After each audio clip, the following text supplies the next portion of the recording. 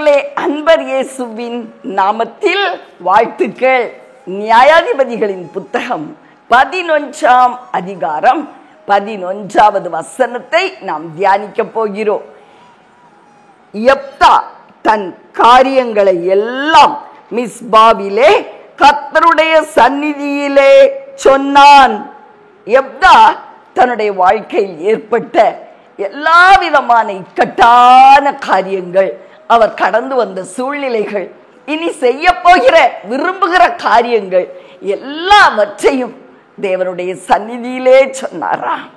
மிஸ்பாவிலே தேவனுடைய சந்நிதியிலே முறையிட்டு சொன்னாரா. பிரியமானவர்களே, எவ்வளோ ஒரு நம்பிக்கை பார்த்தீங்களா.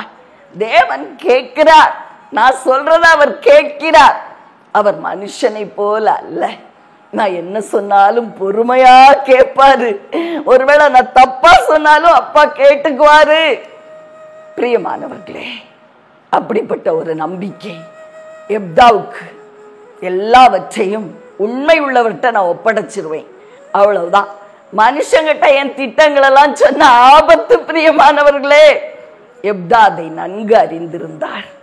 ஆதலால் தான் தேவனுடைய சந்நிதியிலே தன்னுடைய காரியங்கள் எல்லாவற்றையும் அவர் சொல்லி முறையிட்டு தேவனிடத்துல ஒப்படைத்து விட்டாராம். கடந்த நாளிலே ஒரு அருமையான மகள் எனக்கு போன் செய்தாள். அவள் சொன்னாள், அம்மா, எங்க அம்மாவே என்னுடைய வாழ்க்கையை கெடுக்கிற ஒரு துரோகியாய் காணப்படுகிறாள். எனக்கு விரோதமாய் பில்லி சூனியங்களை செய்து என் கணவனை என்னை விட்டு பிரித்து விட்டாள். இந்த துரோகத்தை என்னால தாங்க முடியலம்மா. நான் இப்ப திக்கற்று அனாதையாய் நின்று கொண்டு இருக்கிறேன். கணவனுடைய ஆதரவும் இல்லை, அம்மாவுடைய ஆதரவும் இல்லை. நான் நடு ரோட்ல நிக்கிறேம்மா. எங்க பாஸ்டர்கிட்ட போய் சொன்னேன். பாஸ்டர் சொல்லுகிறார், என் மேல் அக்கறை உள்ளவர் தான். அவர் சொல்லுகிறார், போலீஸ்ட முறையிடுவோம் என்று சொல்லுகிறார்.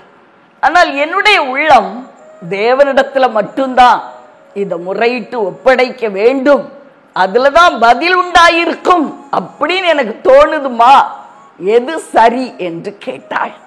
நான் சொன்னேன், உன்னுடைய நம்பிக்கை விசுவாசம் சரியானது மகளே.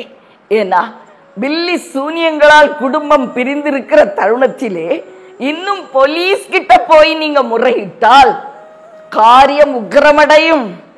இன்னும் மோசமான நிலைமையில காரியங்கள் சென்று அடையக்கூடும். ஆதலால் நீங்க தேவனிடத்துல இந்த காரியத்தை ஒப்படைச்சு ஜெபத்துல உறுதிப்படு. அதிகமாய் உன்னை ஜெபத்துல ஊற்றி கொடு.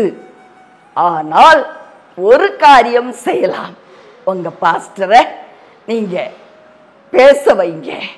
அந்த குடும்பத்தாரிடத்துல அவர் பேசட்டும். ஜெபிச்சு அவர் போய் பேசினால் அதனால பலன் உண்டாகும் என்று சொன்னேன். பிரியமானவர்களே, நாம் நம்ப தகுந்தவரும் நம் காரியங்கள் எல்லாம் ஒப்படைக்க தக்கவரும் ஒரே ஒருவர் தான் இந்த உலகத்துல. உங்களுக்கு ஒருவேளை டவுட்டா இருக்கா? அவர்கிட்ட ஒப்படைச்சிட்டு சும்மா இருந்தா ஐயோ அவர் செய்வாரோ செய்ய மாட்டாரோ? ஒவ்வொரு நாளும் நம்முடைய ஒவ்வொரு பெருமூச்சின் சத்தத்தையும் அவர் கேட்கிறார். பதில் உண்டு. பிரியமானவர்களே, இன்னைக்கு ஒருவேளை சுற்றி சுற்றி பார்க்கும் போது உங்களுக்கு வெறுமையாய் தோன்றலாம். நிச்சயமாகவே பதில் உண்டு.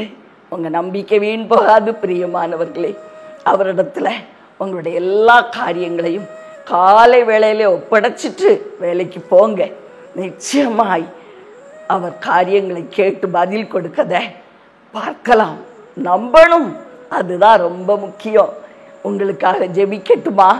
அன்பின் பரலோக தகப்பனே, அருமையான எங்கள் நல்ல இரட்சகரே, ஆவியான அன்பு தெய்வமே, எங்க மத்தியில ஒரு விச கடந்து வாங்க ராஜா. அப்பா, நல்ல ஆலோசனைக்காய் நன்றி செலுத்துகிறோம். யெப்தாவை போல நாங்கள் எங்களுடைய காரியங்கள் எல்லாம் உங்ககிட்ட மட்டும் ஒப்படைச்சு வாழ கிருபை செய்யும் ஐயா. உன்னதமான உம்முடைய வழியிலே செய்யத்தக்க காரியங்களை ஜெபத்தோடு கூட செய்யவும் எங்களுக்கு ஞானம் தாருமப்பா. உம்முடைய இரக்கமுள்ள கரத்துல ஒப்பு கொடுக்கிறேன். எங்களுக்கு வெற்றி கொடுக்கிற தெய்வமே, வெற்றியை இந்த நிமிஷம் முதல் என் ஜனங்களுடைய வாழ்வில் நான் சொந்தமாக்கி ஜெபிக்கிறேன். இயேசுவின் நாமத்தில் ஆமென்.